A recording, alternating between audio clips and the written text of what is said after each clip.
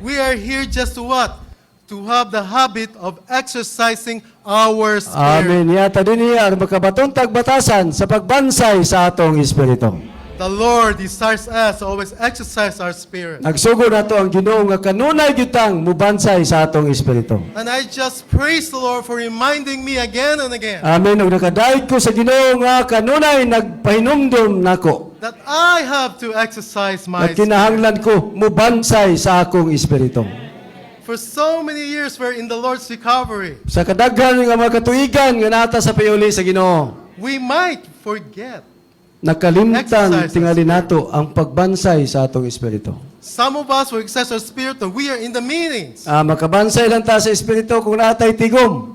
Worst of all, some are not exercising Ang this. labi pag yung delikado, ang uban wala gyud daghang panahon nga wa kita sa espiritu. Is this not our experience, brothers and Mao sisters? dili pa ni mao ang ato mga kasinatian, mga igsoon. But the Lord keep on reminding us. Apan ang Dios kanunay nga nagpahinumdom. Have a habit of exercising your spirit. Magbaton og batasan sa pagbansay sa atong espiritu. The more we exercise our spirit, Magkanunay ta nga magbansay sa espiritu. the more we are joined to the Lord in one spirit. Amen.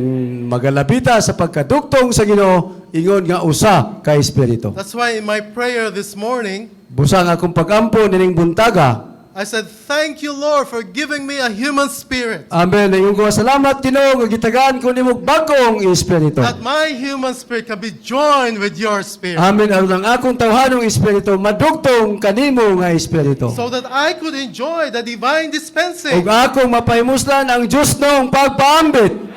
The more we enjoy dispensing, Sa magalabita nga magpahimulo sa pagpaambit, the more the Lord will be constituted within us. magalabi siya nga musurot, musagol nga ninato. The Lord doesn't care for the outward thing. Wala magtagad ang Dios sa butang sa gawas. The Lord doesn't care whether you have big meeting halls or small meetings. Wa sa magtagad ako ba imong tigumanan o gamay. Or you have a nice car or a Gwapo pa kag ordinary car. sakyanan o dili pa maayong sakyanan. The Lord cares for the growth in life. Amen. Ang